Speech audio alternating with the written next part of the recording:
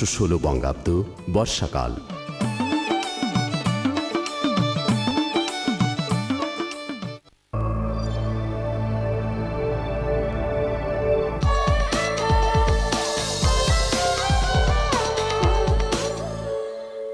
আপনারা দেখছেন 21শে টেলিভিশন।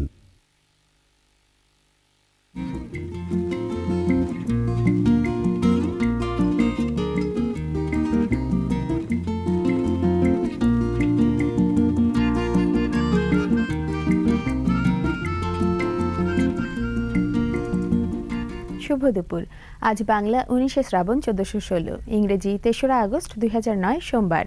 প্রিয় দর্শক, দেশ এবং দেশের বাইরের 21শের সব দর্শককে শুভেচ্ছা জানিয়ে শুরু করছি স্টুডিও থেকে সরাসরি সম্প্রচারিত নিয়মিত আয়োজন 21শের দুপুর। প্রিয় দর্শক, প্রথমেই জানিয়ে দিচ্ছি আজ আমাদের সাথে গল্প স্বল্প পর্বে উপস্থিত থাকবেন বিশিষ্ট লোক গবেষক, নৃবিজ্ঞানী ও লোকসঙ্গীত শিল্পী মাহবুব পিয়াল। আর অনুষ্ঠানের পুরো সময় জুড়েই আপনাদের সঙ্গে আছি আমি কাজী তামান্না তৃষা। এবারের আয়োজন এই দিনে।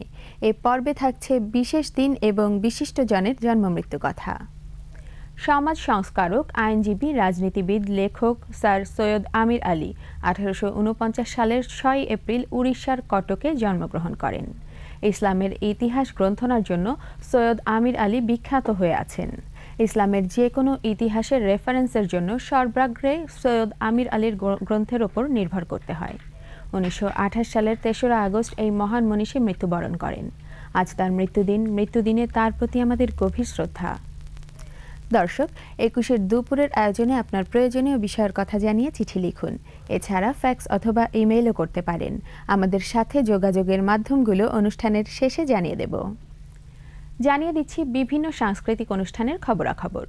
ধানমন্ডিস্থ বেঙ্গল গ্যালারি অফ ফাইন আর্টসে চলছে অন্তর্লীন সংবেদ শিরোনামে চিত্রশিল্পী KMA কাইয়ুম চৌধুরীর একক চিত্র প্রদর্শনী হল প্রতিদিন দুপুর 12টা থেকে রাত 8টা পর্যন্ত সবার জন্য উন্মুক্ত।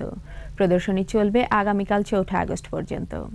ধানমন্ডিস্থ অলিয়াস প্রসেজের দ্য ঢাকা গ্যালারিতে চলছে ইজ দেয়ার টাইম ফর লাভ শিরোনামে চিত্রশিল্পী মনিকা জাহান বসুর একক চিত্র প্রদর্শনী হল প্রতিদিন দুপুর 12টা থেকে রাত 8টা পর্যন্ত সবার জন্য উন্মুক্ত। প্রদর্শনী চলবে আগামী 5 আগস্ট পর্যন্ত। জীবন এবং জীবিকা মানুষকে সারাক্ষণ ব্যস্ত রাখে। দিনরাত কাজের পেছনে ছুটছি আমরা। অনবরত ছোটাছুটির মাঝে মনের জন্য একটু বিশ্রাম দরকার। এই বিশ্রাম পেতে পারেন বিভিন্ন সাংস্কৃতিক কর্মকাণ্ডে নিজেকে জড়িয়ে। দর্শক, মনটাকে একটু আনন্দ দেবার জন্য কিছু সময় বের করুন এবং প্রিয় মানুষদের নিয়ে ঘুরে আসুন সংস্কৃতি অঙ্গন থেকে। এবারের আয়োজন শুনতে কি পাও। একজন অসুস্থ মানুষ যদি অর্থাভাবে বিনা চিকিৎসায় পৃথিবী ছেড়ে চলে যায়, হয়তো বহু মানুষের কিছু এসে যায় না, কিন্তু সে জীবনটি তার পরিবারের জন্য, এ দেশের জন্য মহামূল্যবান। সবার সাহায্য পেয়ে এই মূল্যবান জীবনটি যদি পৃথিবীর আলো হাওয়ায় বেঁচে থাকে, তবে এর থেকে খুশির আর কি আছে। এ কথা যারা বিশ্বাস করেন তাদের জন্যই এ পর্ব। আমরা আশা করব আমাদের আহ্বানে আপনারা সাড়া দেবেন। আমাদের সবার সহযোগিতায় যদি অসুস্থ মানুষটি বেঁচে ওঠে, তবে সার্থক হবে সবার প্রচেষ্টা। বেঁচে থাকবে একটি প্রাণ, আশাবাদী হবে একটি পরিবার। বরিশাল জেলার চাখার কলেজের এক সময়ের তুখোড় ছাত্রনেতা নজরুল ইসলাম মিলন প্রগতিশীল আন্দোলনে যার ছিল দৃপ্ত পদচারণা, পরপর দুবার ব্রেইন হ্যামারেজে আক্রান্ত হয়ে সে এখন বিছানায় শুয়ে মৃত্যুর প্রহর গুনছে। এদিকে চিকিৎসকরা জানিয়েছেন, মিলনকে পুরোপুরি সুস্থ করে তুলতে হলে দীর্ঘমেয়াদে নিরবিচ্ছিন্ন চিকিৎসা চালিয়ে নিতে হবে। এই জন্য দরকার প্রায় 20 থেকে 25 লক্ষ টাকা। কিন্তু অবসরপ্রাপ্ত এই সরকারি চাকুরিজীবীর পরিবারের পক্ষে এই টাকা কোনোভাবেই জোগাড় করা সম্ভব হচ্ছে না। তাই বাধ্য হয়ে মিলনের পরিবার তার চিকিৎসার জন্য দেশবাসীর কাছে সাহায্যের আকুল আবেদন জানিয়েছেন। আমরা কি পারি না মিলনের চিকিৎসায় সহযোগিতার হাত বাড়িয়ে দিতে? আমাদের সবার একটু সহযোগিতাই পারে মিলনকে বাঁচিয়ে তুলতে এবং উদ্বিগ্ন পরিবার পরিজনের মুখে হাসি ফিরিয়ে আনতে। আপনারা মিলনকে সাহায্য করুন। তাকে সাহায্য পাঠানোর ঠিকানা মিসেস শাহিন, সঞ্চয়ী হিসাব নং 1210000020009, এক্সিম ব্যাংক লিমিটেড, টানবাজার শাখা, নারায়ণগঞ্জ। মোবাইল 01718131620। আপনারা যদি শুনতে কি পাও পর্বে সাহায্যের আবেদন করতে চান তাহলে রোগীর নাম, তার চিকিৎসার ডকুমেন্টস, সাহায্য পাঠাবার ঠিকানা এবং ছবি সঙ্গে আনবেন। আর যেসব মহানুভব ব্যক্তি শুনতে কি পাও পর্বে আর্থিক সাহায্য করছেন তাদের প্রতি আমাদের বিনম্র শ্রদ্ধা। আমরা আশা করব আপনারা প্রতিনিয়ত সাহায্যের হাত বাড়িয়ে দেবেন। জেনে নিন একুশে টেলিভিশনে আজ কি কি অনুষ্ঠান রয়েছে। বেলা 5:45 রয়েছে অজয় পোদ্দারের প্রযোজনায় স্ট্রিট ম্যাজিক শো।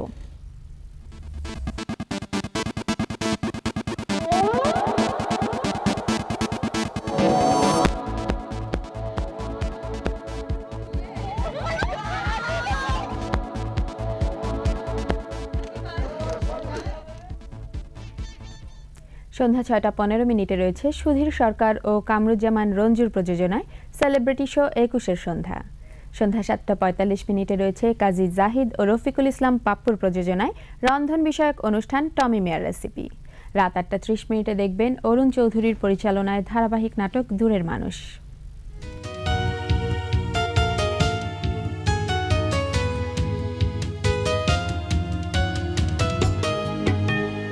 নাটকটিতে অভিনয় করেছেন তিশা, আদনান ফারুক, হিল্লোল, মাহফুজ আহমেদ, গোলাম ফরিদা, ছন্দা সহ আরো অনেকে।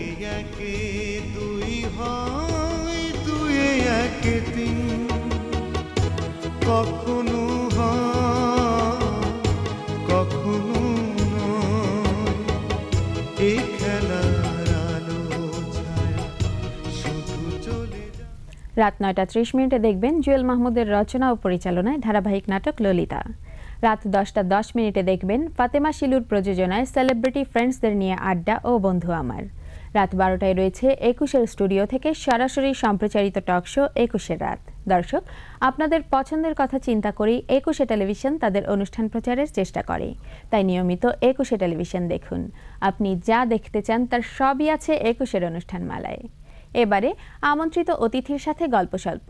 আজ আমাদের স্টুডিওতে উপস্থিত আছেন বিশিষ্ট লোক গবেষক, নৃবিজ্ঞানী ও লোকসঙ্গীত শিল্পী মাহবুব পিয়াল। স্বাগত 21-এর দুপুরে। আমরা জানি যে আপনি একজন বিশিষ্ট লোক গবেষক, নৃবিজ্ঞানী, লোকসঙ্গীত শিল্পী এবং অধ্যাপনায় যুক্ত রয়েছেন। এই যে এত এত পরিচয়ের ভিড়ে কোন পরিচয় আপনি সবচেয়ে বেশি স্বাচ্ছন্দ্য বোধ করেন? আসলে প্রত্যেকটা মানুষেরই জীবনের একটা লক্ষ্য থাকে, জীবনকে জানা। সেক্ষেত্রে পেশাগত দিক থেকে এবং আমার নিজস্ব যে ব্যক্তিগত যে কোয়েরিজগুলো আছে এই সবগুলোকে মিলিয়ে নেওয়ার একটা চেষ্টা করেছি। তাই আমার কাছে মনে হয় এর মধ্যে একটা সামগ্রিক একটা বিষয় কাজ করছে আর কি। আচ্ছা, মানে আপনি সব পরিচয়ে স্বাচ্ছন্দ্য বোধ করেন। জি জি। আচ্ছা, তো আমরা জানি আপনি দীর্ঘদিন মাঠ পর্যায়ে গবেষণা করছেন। এই গবেষণার বিষয়টি সম্বন্ধে একটু শুনবো। আমি আসলে আমাদের লোকজ সংস্কৃতি, লোকায়ত সংস্কৃতি এবং লোকায়ত জ্ঞান, আমি এই লোকায়ত জ্ঞান বা ইন্ডিজিনাস নলেজের উপর আমার স্পেশালাইজেশন। বিশেষ করে আদিবাসী সম্প্রদায়, তারপর বাংলাদেশের কৃষিজীবী, মৎস্যজীবী, তাদের যে স্থানীয় জ্ঞান এবং প্রকৃতি সম্পর্কে যে ধারণা, আমি সেটা নিয়ে কাজ করছি। এবং এই ধারণাগুলো উন্নয়নে কিভাবে যারা উন্নয়ন নিয়ে গবেষণা করেন বা উন্নয়ন ইন্টারভেনশনিস্ট যারা, এই লোকায়ত জ্ঞানকে তারা আমলে না নেয় স্থানীয় জনগোষ্ঠীর কি ক্ষতি হয় বা ক্ষতি হতে পারে, এই বিষয়গুলো নিয়ে আমি কাজ করে থাকি। এগুলো তুলে ধরছেন আপনি। তো এই যে আপনি দীর্ঘদিন যাবত গবেষণা করছেন, গবেষণার শুরুটা কিভাবে হয়েছিল? আমি আসলে একজন অ্যাক্টিভিস্ট ছিলাম। আমি বাংলাদেশ মুক্ত নাটক আন্দোলনের সাথে যুক্ত ছিলাম। তখন আপনারা জানেন যে ব্রাহ্মণবাড়িয়ার অদ্বৈত বর্মনের একটি উপন্যাস আছে, তিতাস একটি নদীর নাম, বিখ্যাত একটি উপন্যাস। জি জি। সেই উপন্যাসে মালু সম্প্রদায় বা জেলে সম্প্রদায়ের কথা আছে, তাদের অধিকার নিয়ে কাজ করার একটা সুযোগ হয়েছিল আমার সেই 80 দশকের শেষ দিকে এসে। ওই সময় থেকে তাদের সাথে কাজ করতে গিয়ে আমার আসলে লোক সংস্কৃতির উপর আমার একটা আগ্রহ তৈরি হয়। এবং আপনারা জানেন ব্রাহ্মণবাড়িয়া একটা খুব মাল্টিকালচারাল একটা শহর ছিল, গানের একটা বিশেষ আবেশ ছিল সেই সময়টাতে। ওস্তাদ আলাউদ্দিন খায়ের জন্মস্থান। জি জি। তারপরও বিভিন্ন লোকধারার একটা প্রভাব ছিল। এই বিষয়গুলো আমাকে, বিশেষ করে নৌকাবাইচ উৎসবের গান, এগুলো আমাকে আকর্ষণ করেছিল। আচ্ছা, তো এই যে গবেষণার ক্ষেত্রে আপনি বিভিন্ন লোকজন এবং অনেক সঙ্গীত শিল্পীর সংস্পর্শে এসেছেন, তাদের কাছ থেকে কি ধরনের সহযোগিতা পেয়েছেন গবেষণার ক্ষেত্রে? আসলে গানের একটা অন্যরকম একটা ভাষা আছে, যেটা মানুষ মানুষকে বিশ্বাস করে। আমি যখন নৃবিজ্ঞানের অন্য বিষয় নিয়ে গবেষণা করতে যাই, কিন্তু যখন মানুষের সাথে তাদের লোকজ বিশ্বাস কিংবা লোকায়ত জ্ঞান, কারণ গানের ভিতরে জানেন জ্ঞানের অনেক প্রকাশ অনেক কিছু ঘটে, রয়েছে, জি। তো এই বিষয়গুলো কাজ করতে গেলে যে মানুষের সাথে আন্তরিকতাটা দ্রুত তৈরি হয় এবং তারা আমাকে কাছে নেয়, আমিও তাদের কাছাকাছি পৌঁছে যেতে পারি। তারা এটা আমার আপনাকে একটা অনেক সহযোগিতা করেছে। জি জি জি। আচ্ছা, তো আমরা জানি যে অজপাড়া গায়ে সাধারণত যে ধরনের গানগুলো হয় লোকমুখে, সেই গানগুলো একদিন দুই দিন করে ঘুরতে ঘুরতে শহরে এসে যখন পৌঁছায় তখন গানগুলোর সুর এবং কথা চেঞ্জ হয়ে যায়। এই যে পাল্টে যাওয়া, সেক্ষেত্রে আপনি গবেষণার ক্ষেত্রে কিভাবে আদি সুর এবং কথাটা খুঁজে পেয়েছেন? আসলে আমি আদি শব্দটা ব্যবহার না করে বলবো যে সংস্কৃতি নির্দিষ্ট প্রত্যেকটি গান, কারণ আমরা জানি গান সৃষ্টি করে সাধারণ মানুষ সমষ্টিগতভাবে, আচ্ছা, তারপর সমাজ বিকাশের ধারায় গানটা একটা ব্যক্তি মালিকানায় পরিণত হয়। এখন আমাকে প্রথমে যেটা করেছিল গানের সাথে সংস্কৃতির সম্পর্কটা আমি দেখি যে একই গানের বিভিন্ন সুর। যেমন আমি একটা উদাহরণ দিতে পারি জি। কে আপনাকে, আপনি জি, যদি অবশ্যই।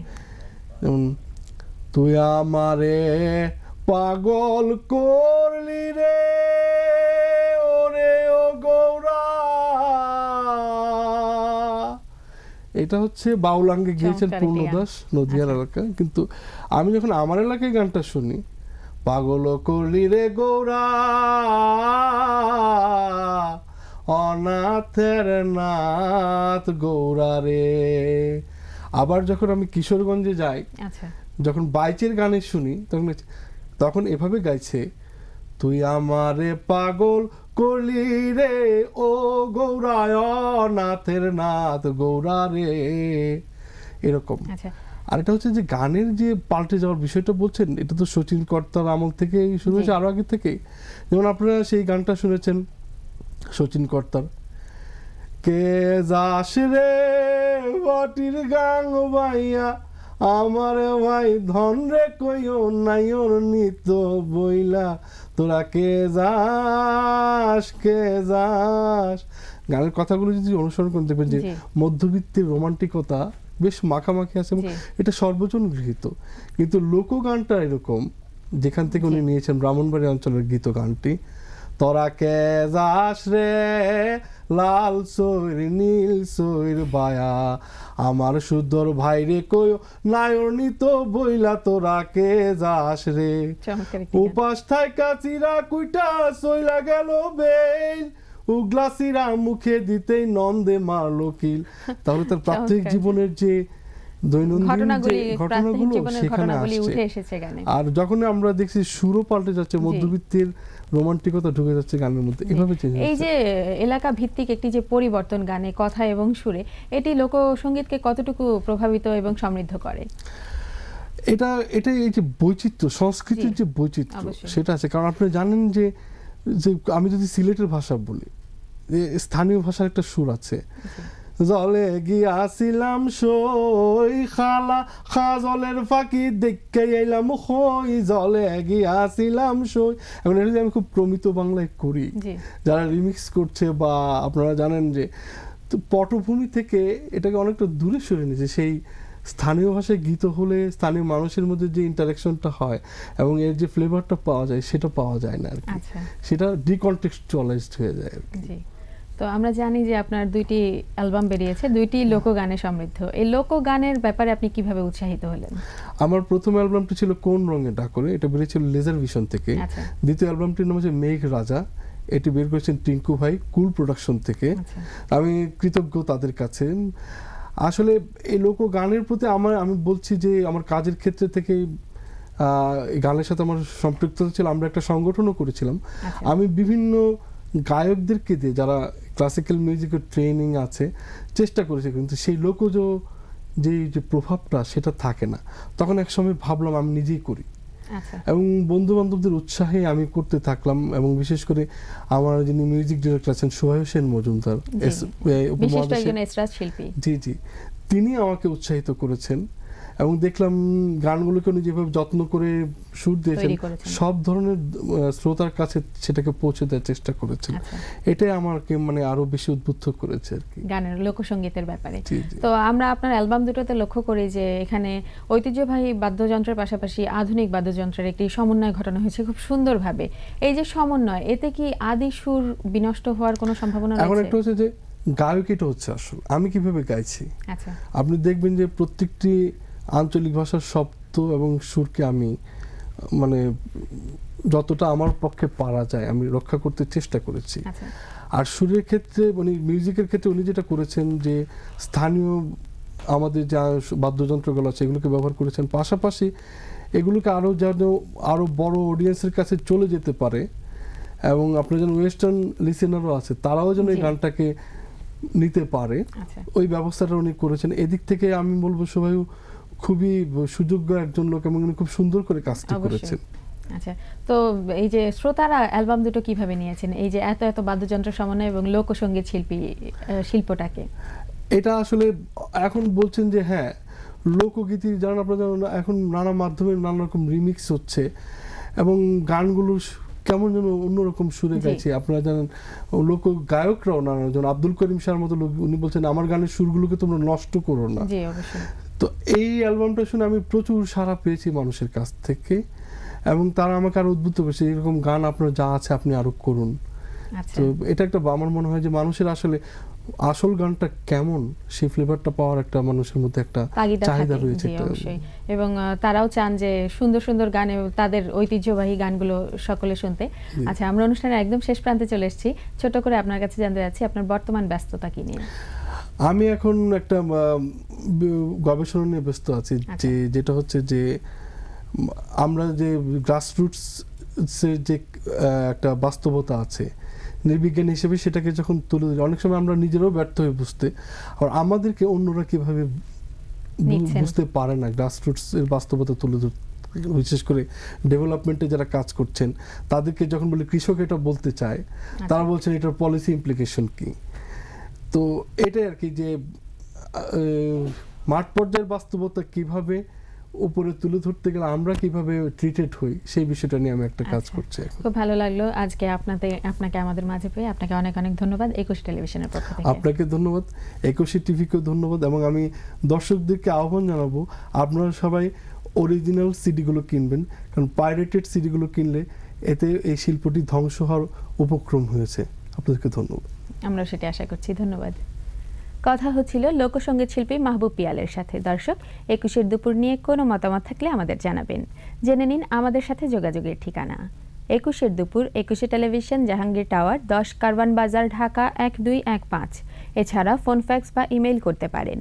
ফোন 812653 থেকে 8 পর্যন্ত, ফ্যাক্স 8802 8121 ইমেইল dupur@21-tv.com। 21 দুপুরের আজকের আয়োজন এখানেই শেষ।